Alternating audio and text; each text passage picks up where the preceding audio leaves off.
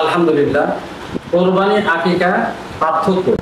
কোরবানি হচ্ছে ওয়াজিব সামর্থ্যবানদের জন্য, আকিকা হচ্ছে সবার জন্য মুস্তাহাব।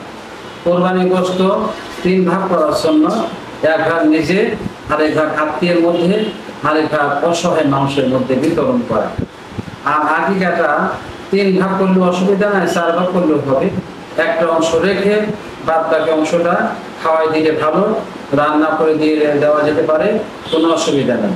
সেজন্য কোরবানি যেরকম দীর্ঘ সময় খাওয়া যায়, আকিকাটা দীর্ঘ সময় খাওয়ার দরকার নেই।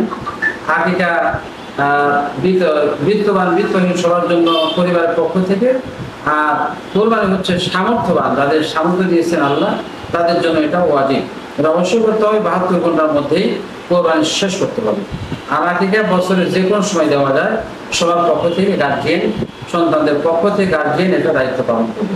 আল্লাহ আমাদের সবাইকে কোরবানি ওয়াজিব, আকিকা মুস্তাহাব দুটি যথাযথভাবে আমল করার তৌফিক দিন। আমিন।